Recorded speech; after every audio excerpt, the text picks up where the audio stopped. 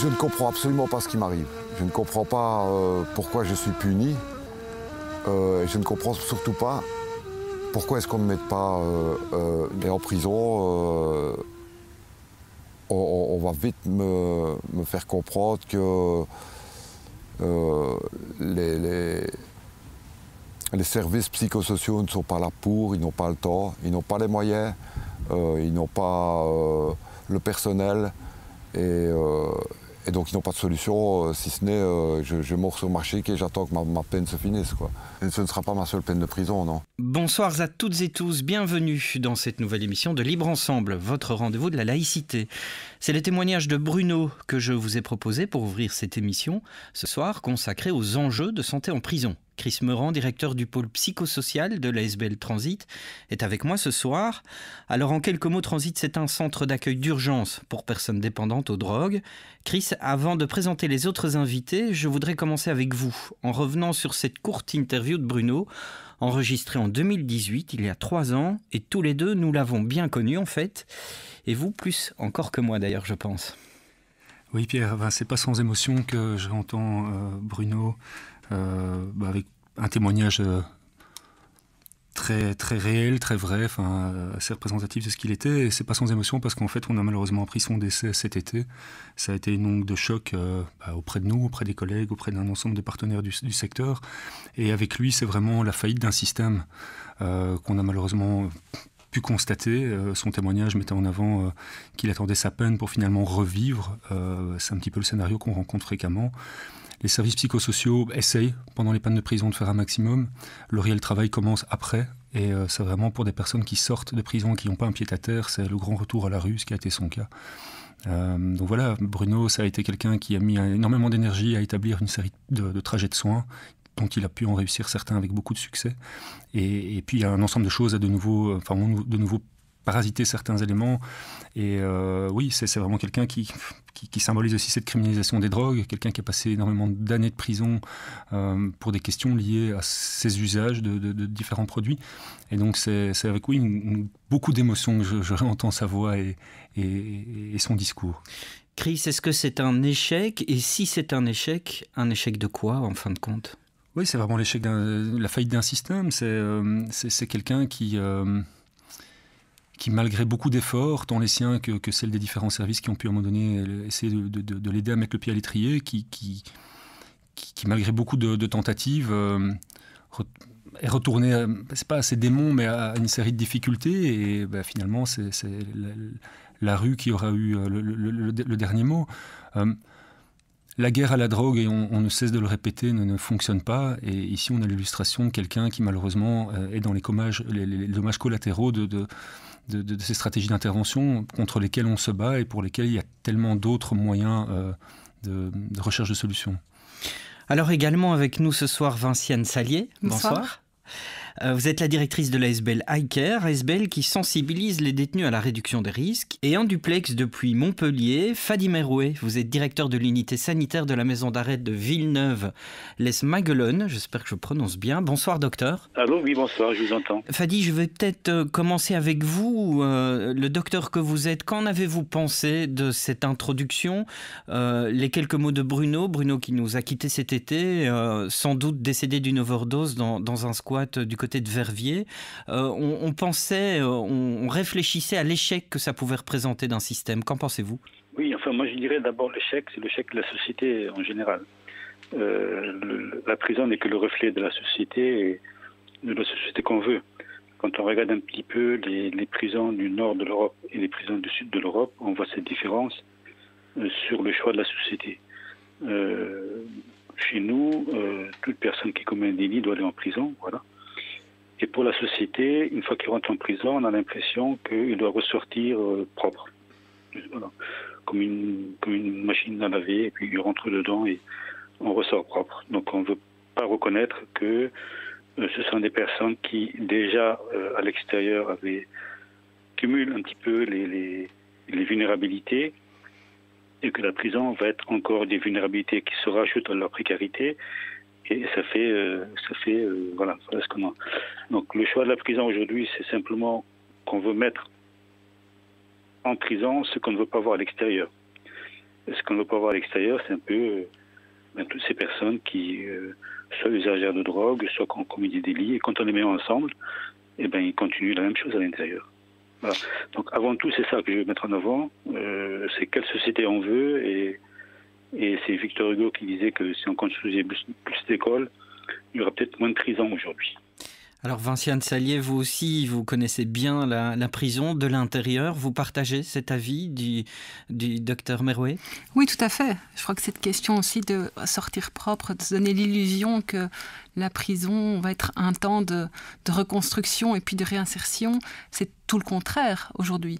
Alors il y a des exceptions évidemment, des personnes qui rentrent en prison et qui se retrouvent à pouvoir manger 3 repas par jour, à être soignées et tout. Et je pense qu'il faut aussi tenir compte de ça. Ça arrive dans certains cas que la prison est parfois mieux que ce qui vivent à l'extérieur.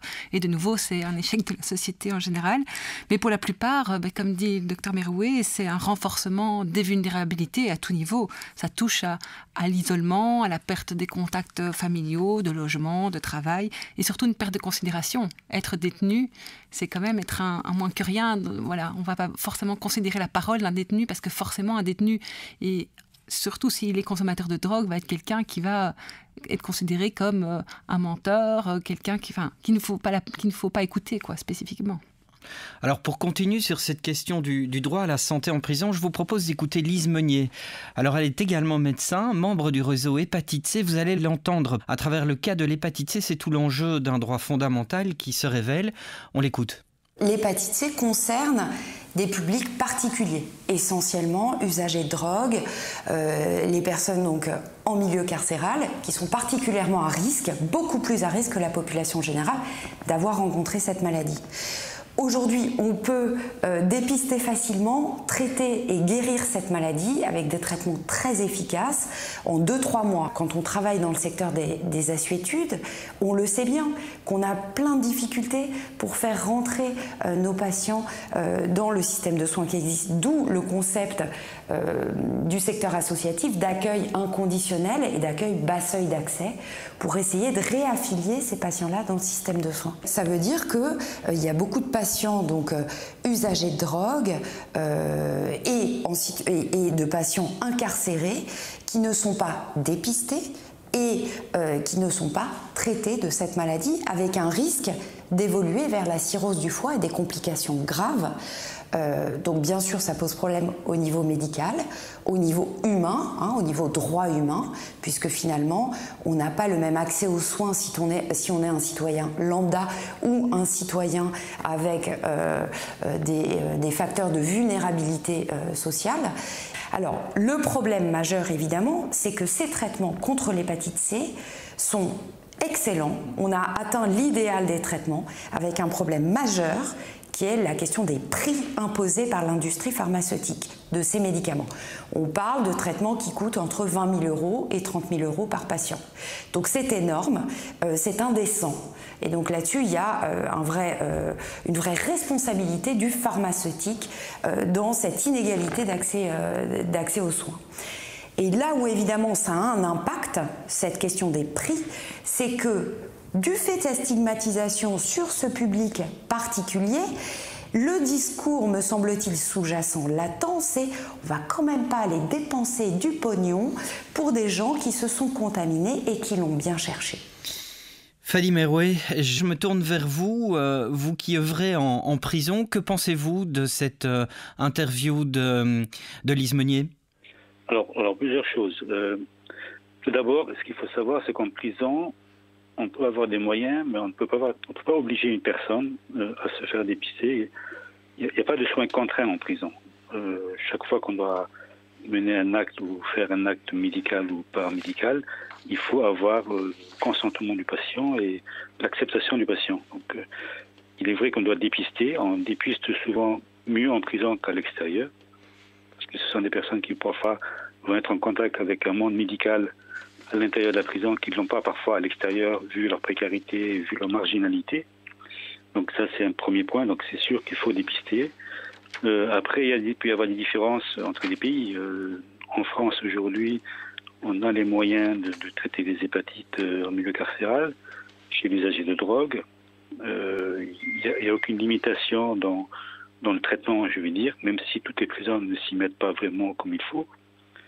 À Villeneuve-les-Maguelones, comme on l'avait cité tout à l'heure, par exemple, on est une des premières prisons sans hépatite. On a pu dépister la majorité des personnes et traiter tout le monde au fur et à mesure. Donc c'est quelque chose de possible.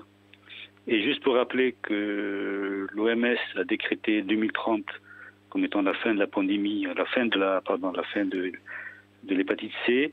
Et donc si on veut éliminer l'hépatite C de la planète, il va falloir traiter tout le monde, qu'il soit en prison, qu'il soit dans la rue, qu'il soit en Afrique, en Asie, dans tous les pays. Donc c'est vrai qu'on a un traitement aujourd'hui efficace, on est quasiment pas loin de 100% de guérison de ce traitement.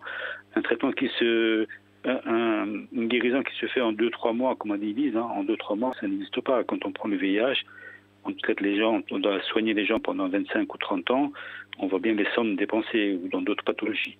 Donc en 2 mois, 3 mois, guérir quelqu'un d'hépatite C, c'est une opportunité pour tous les pays, la Belgique, la France, la Hollande. Si on veut arriver vers cette élimination-là, il va falloir s'y mettre maintenant. S'y mettre sérieusement et sans doute changer un peu notre façon de voir tous ces détenus. Vinciane, je sens que je vous vois presque trépigner sur votre siège. Une réaction? Oui, parce que quand j'entends Lise Meunier, je suis tout à fait d'accord avec le fait qu'il y a une question de considération, de responsabilisation des personnes, mais il y a quelque chose de beaucoup plus factuel aussi, c'est la question de l'origine des aspects financiers, puisqu'on en fonctionne en milieu carcéral belge sur une enveloppe fermée, avec des soins de santé qui dépendent toujours de la justice. Et donc, qui dit enveloppe fermée, dit limitation des dépenses. Et c'est ça qui pose problème avant tout, je pense, avant cette question de la considération des gens, c'est de se dire, si on ne dépiste pas, on ne doit pas traiter. Si on ne traite pas, on fait des économies. Et donc, ce volet-là est extrêmement important parce que tant que ce n'est pas la sécurité sociale qui fonctionne comme pour tout un chacun, qui peut aussi se charger justement de ces traitements, alors cher ou pas cher, c'est vrai que c'est une autre question, mais cette enveloppe fermée fait qu'une politique de l'autruche est mise en place. Et donc, c'est vrai, je suis d'accord avec Fadi Merou aussi sur le fait qu'on ne peut pas obliger les gens. Mais par contre, on peut leur proposer systématiquement le fait d'être dépistés, et ce, de manière régulière. Si on ne leur propose même pas, on ne va pas forcément pousser au dépistage, et le dépistage n'amènera pas vers le traitement. C'est le cas aujourd'hui, Chris Meurant, on constate qu'on a une frilosité à comment est-ce que je dirais, à accentuer ce trajet de soins envers cette population, vis-à-vis de cette population? Oui, vraiment, et je rejoins parfaitement les témoignages précédents, et enfin j'irai même plus loin parce que ça converge à ce niveau-là, c'est absolument sortir de la morale pour plus de pragmatisme, et à entendre le docteur Fadi Meroué et les résultats impressionnants réalisés autour des questions hépatiques dans l'établissement pénitentiaire où il exerce. Voilà, ça c'est du pragmatisme, c'est quelque chose qui répond aux enjeux de santé publique, qui rejoint les recommandations de l'OMS. Mais oui, effectivement, sur le terrain, c'est ce qu'on déplore tous, malgré le fait qu'on œuvre à des changements, c'est que ces trajets de soins sont entachés d'abord de la morale et de toute une série d'embûches à la base déjà depuis la prison et pour les usagers de drogue en société civile, malheureusement bien souvent encore après. Élise Meunier était assez claire à ce sujet. Certains de ces patients ne sont tout simplement pas soignés. Ça doit vous faire bondir, j'imagine, docteur Fadi Meroué, que certains des patients de Lise Meunier ne sont tout simplement pas soignés pour des raisons variées et diverses, évidemment. Pas seulement une et pas simplement en raison de notre regard moral, on va dire. Bien sûr, pour moi, c'est d'une évidence. Je me bats depuis quelques années. Vinciane le sait, Chris le sait. Depuis des années, je me bats pour que dans toutes les prisons, pas seulement en France, mais aussi bien en Europe que dans le monde, toutes les personnes, pour moi c'est une question de personnes, doivent être soignées et traitées. Cette personne qui aujourd'hui est en prison, si elle n'est pas soignée, elle n'est pas guérie, quand elle va sortir, elle est aussi facteur de contamination pour la société. Donc la société doit comprendre aussi que si on laisse rentrer les gens avec un facteur de précarité et des risques de contamination à l'intérieur, on augmente les contaminations à l'intérieur de la prison et ensuite on peut essaimer à l'extérieur. Donc il y a aussi cette responsabilité de tout gouvernement de se dire si je ne fais rien, je contamine aussi la population. Donc c'est aussi une grande responsabilité de tout gouvernement. Après, je rejoins tout à fait que le dépistage est important. Nous, on avoisine aujourd'hui presque 80% des personnes détenues qui connaissent leur sérologie. On on se bat pour dépister, ça c'est vraiment le nerf de la guerre, mais à condition aussi, lorsqu'on dépiste, c'est de donner un traitement derrière. Et c'est un peu là la question qui va se poser chez vous en Belgique. Si vous dépistez beaucoup, vous allez trouver beaucoup d'hépatites et beaucoup d'autres pathologies. Et si on ne donne pas de traitement derrière, c'est un peu aussi un échec, je dirais, de la médecine et de la société. Alors essayons d'apprendre justement des succès. Vous en avez un à votre palmarès de succès, puisque prison sans hépatite. Si on revient sur votre trajet personnel, Dr Merouet, quel a été finalement le principal obstacle durant toutes ces années où vous êtes arrivé finalement à cet objectif? Il n'est pas arrivé du jour au lendemain. Alors c'était quoi l'obstacle principal, si on revient dans vos vieux souvenirs peut-être? Les obstacles, il y en a beaucoup. Je peux vous dire qu'il y en a beaucoup. Donc soit vous arrivez et puis vous avez tellement d'obstacles que vous restez assis en disant non, c'est trop difficile, soit vous en éliminez un par un. À un moment donné, en tant que médecin, j'ai réagi simplement en tant que médecin. Voilà. Pour moi, il fallait prendre soin des personnes détenues autant à l'intérieur qu'à l'extérieur, et j'ai essayé de prendre en charge sans tenir compte des barreaux et des murs. C'est un peu ça. Et j'ai dû aller parfois trop loin dans ma prise en charge. Ça a heurté beaucoup de personnes ici. Notamment, peut-être on en parlera tout à l'heure, mais faire un traitement d'hépatite C pour moi, par exemple, sans faire un échange de seringues en prison, c'était pas la peine. On sait que les contaminants, on peut guérir de l'hépatite C, mais on peut être recontaminer de l'hépatite C. C'est des choses qu'il faut savoir. Guérir de l'hépatite, c'est une chose, mais la recontamination existe toujours. Et donc, traiter une personne et la laisser ensuite s'injecter et à nouveau se contaminer, c'est aussi une perte d'argent. On parlait d'une somme importante à traiter. Il suffit de donner quelques aiguilles, quelques seringues pour ne pas avoir besoin de retraiter ces personnes. Donc vous voyez, le chemin est très très long en prison, mais je pense que j'ai avancé en me disant, voilà, je suis médecin, qu'est-ce que j'aurais fait à l'extérieur? Je l'ai fait à l'intérieur, ça a fait des grincements dedans, mais pour l'instant, j'arrive à avancer à mon rythme, et voilà. Je pense que c'est une question de volonté vraiment d'avoir confiance en soi et d'avancer dans l'éthique, je dirais. On a parlé de morale tout à l'heure, mais moi, c'est au-delà de la morale, c'est l'éthique. Je suis pas là pour juger ces personnes ou savoir ce qu'elles ont fait, si c'est bien ou pas bien. C'est pas de mon ressort du tout. Par contre, il est de mon devoir de prendre soin, et donc c'est ce que je fais au maximum et au mieux de ce que je peux, et même au-delà de ce qu'on me permet de faire. Voilà. Mais je reste toujours dans cette déontologie, dans cette éthique de la prise en soin de la personne. Du coup, je vais vous le poser de façon très provocatrice. Faut-il aider le détenu consommateur de drogue à s'injecter avec des seringues propres? Évidemment oui, mais c'est pas si simple finalement comme réponse. Mais moi j'ai envie de dire, s'il n'y a pas de seringue en prison, il n'y aurait pas d'échange de seringues. Voilà. Déjà on parle de la réduction des risques, c'est quoi? La réduction des risques, c'est faire en sorte qu'il n'y ait aucune prise de risque de la personne sur ce qu'elle fait. La prise de risque, on parle de réduction des risques, mais elle n'existe pas uniquement en prison, elle existe partout. Vous êtes dans un studio, on vous donne, on dit attention, ne faites pas ci, ne faites pas ça, si vous faites ci, vous faites ça. Voilà. C'est une position de prise de risque. Dans le bâtiment, on fait la réduction des risques. En médecine en général, en cardiologie, en pneumologie, on a l'habitude de faire aussi de la réduction des risques quand quelqu'un est diabétique ou autre chose. Et bien dans l'addiction, c'est pareil. Celui qui n'a pas touché la drogue, tant mieux. Celui qui la touche, autant qu'il la fume ou qu'il la sniffe. Et maintenant, s'il l'injecte, autant la faire proprement. C'est ça l'accompagnement dans la réduction des risques. Donc moi, si j'échange de seringue, c'est uniquement parce que la seringue que je vois est sale et qu'elle peut contaminer d'autres. Mais le jour où il n'y aura plus de seringues qui se baladeraient en prison, il n'y aurait plus d'échange de seringues en fait. C'est ça qu'il faut dire. Donc la question n'est pas de ma morale à moi, à savoir si c'est bien ou pas bien, si c'est bon ou pas bon. C'est simplement, en médecine, comme dans toute chose, quand on fait un parage d'une plaie, on nettoie la plaie, on fait un pansement propre. Voilà. Quand on donne des médicaments, on essaie de donner le meilleur médicament pour le meilleur soin de la personne. Et bien, pour une personne qui s'injecte, autant qu'elle ait une seringue propre ou d'avoir une seringue sale, qui va aussi contaminer d'autres personnes. Voilà. Alors c'est presque évident ce que vous nous dites là, Dr Merouet, Vinciane Salier. Est-ce que sur le terrain, c'est aussi facile que ça et aussi évident que ça à mettre en place la réduction des risques dans nos prisons belges?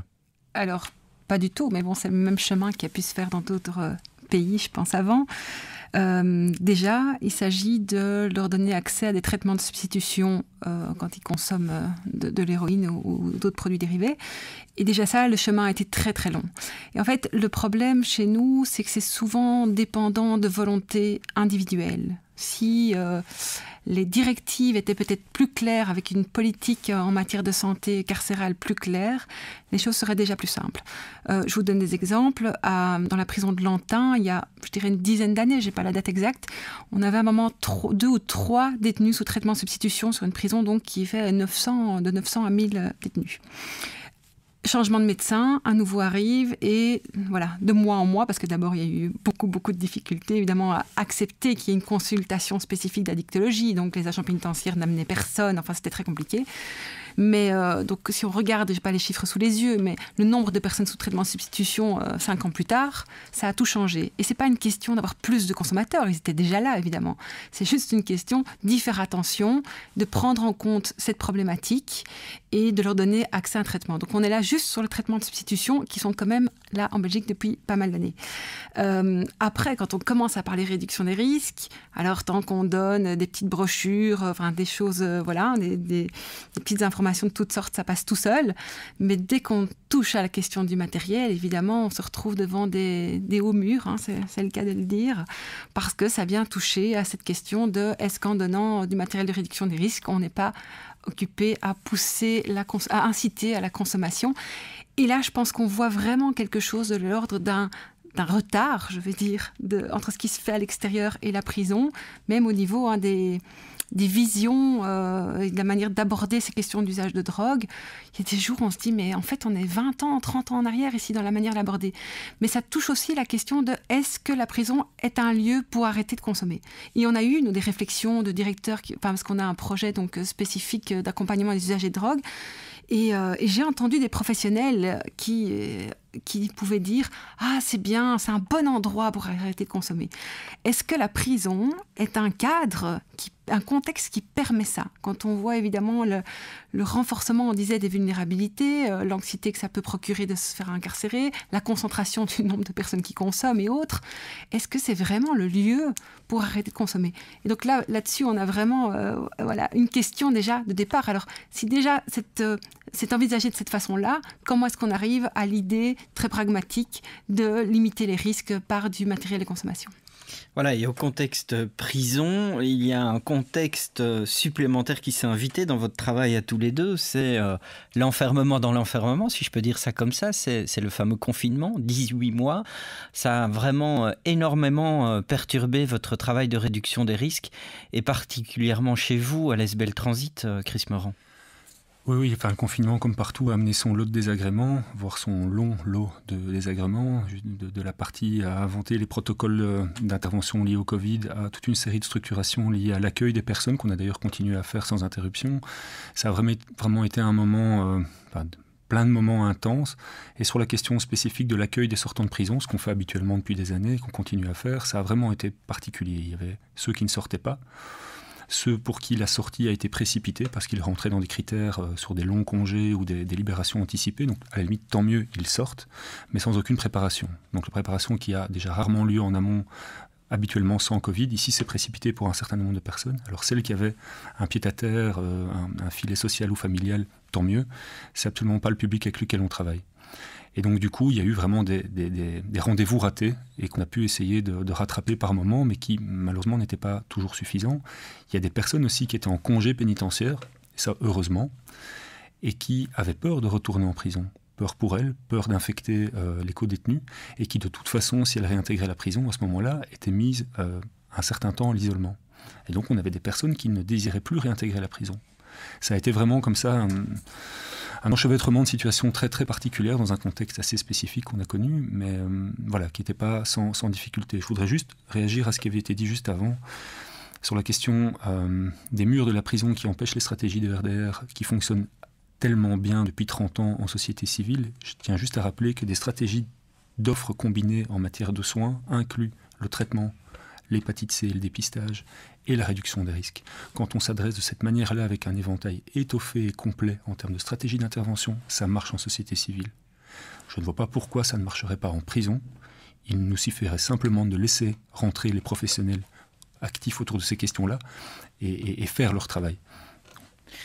Voilà, évidemment, beaucoup de choses à dire. On arrive déjà dans la dernière partie de cette émission. Docteur Merouet, moi, je voudrais vous entendre sur ces 18 mois de confinement. Comment ça s'est passé chez vous en France et dans votre hôpital? Parce qu'en fin de compte, c'est un peu un hôpital dans la prison que vous dirigez. Oui, alors, le confinement était, je pense, comme partout, au moins la première vague a été, une sidération pour tout le monde. Ce qui est décrit, ça a été un peu la vérité chez nous. Des sorties anticipées. Déjà, la préparation à la sortie de prison est très problématique partout. Quand vous rentrez déjà avec une précarité, que vous avez augmenté la précarité en prison, quand vous sortez, vous êtes encore plus précaire que lorsque vous êtes rentré. Donc, en temps normal, on a déjà du mal à trouver un hébergement et une prise en charge de ces personnes, surtout quand elles sont sans papier. Avec le confinement, ça a été pire parce qu'ils sont sortis, ils ne savaient pas où aller. Alors là, c'était encore une double peine pour eux parce que sortis de prison, quand il y avait un confinement total partout, ils étaient dans la rue, on les arrêtait à nouveau, ils pouvaient réintégrer la prison. Donc c'est vrai que ça a été fait un peu à la va-vite, dans la première vague. Et ensuite, dans les vagues suivantes, les gens se sont habitués. On a rattrapé un petit peu les sorties. Hein. On est passé de 70 000 détenus au début de la pandémie à 58 000, 55 000 à la fin du mois de mai, donc à la première vague. Donc c'est la première fois qu'en France on est arrivé à un taux de 100% dans les prisons. C'était jamais arrivé depuis la création des prisons. Mais très rapidement, au bout de 5-6 mois, on a rattrapé le temps perdu, si j'ose dire. Oui, à l'intérieur de la prison, on a dû gérer la réduction des risques, nous, comme on a fait d'habitude, mais il est vrai que l'approvisionnement ayant baissé, on a vu une augmentation de certains produits par rapport à la baisse des autres produits. Donc il y a eu une adaptation de la société en milieu carcéral comme l'adaptation de la société en général. Je pense que c'est ça qui est important. Ce qui aujourd'hui gêne beaucoup de choses en prison, c'est d'une part la peur. On a peur de ces personnes, ça il faut le dire. En même temps, ils sont stigmatisés. C'est ce qui empêche aujourd'hui toute action à l'intérieur. Par rapport à la réduction des risques ou par rapport aux soins tout simplement. Le jour où on les stigmatisera moins ces personnes, parce que à l'extérieur il y a aussi des personnes ayant des problèmes d'addiction, mais pas qu'à l'intérieur, et qu'on ait moins peur de ces gens-là, de ces personnes, peut-être qu'on pourra mieux soigner ces personnes. Voilà, et pour terminer, je laisse la parole à Chris Morand sur un aspect particulier dont Dr Merouet a parlé, c'est cette expérience presque unique en Europe où on a libéré des détenus. C'est aussi une solution trop peu envisagée, des libérations sous conditions, peines alternatives. C'est vraiment une voie à suivre. Oui, je pense que pareil qu'en France, on a connu pour une rare occasion une baisse significative en termes du nombre de personnes incarcérées dans les prisons belges, mais je ne l'ai pas entendu, une hausse significative de crimes supplémentaires. Donc l'incarcération à tour de bras, on a clairement pu objectiver ses limites et on a un constat récent qui permet d'établir que moins incarcéré ne rend pas une société plus dangereuse. C'est vraiment ça, Vinciane, le mot de la fin, de pouvoir finalement faire de la réduction des risques, mais hors des murs de la prison. Oui, bien sûr, et de tenir compte de la santé des détenus de manière générale et de se dire que la prison, c'est peut-être pas un lieu de soins parce que c'est pas son objectif, mais en tout cas, c'est un lieu où on devrait soigner. Et en Belgique, aujourd'hui, c'est un lieu où on soigne de manière très limitée, on peut le dire comme ça, et qu'aujourd'hui, les questions de Covid, justement, nous montrent que, de nouveau, le public n'a pas été prioritaire, alors que c'est un public confiné et n'a pas été vacciné, comme tout public qui se retrouvait enfermé dans un lieu avec tous les risques et les conséquences de cet enfermement. Merci infiniment à vous trois pour votre participation et surtout vos éclairages. Et merci à vous, auditeurs, de nous avoir suivis. Pour continuer la réflexion, ne manquez pas les Journées nationales qui démarrent le 19 novembre prochain. Une belle occasion pour poursuivre la réflexion. Belle soirée à toutes et tous. Merci, bonne soirée.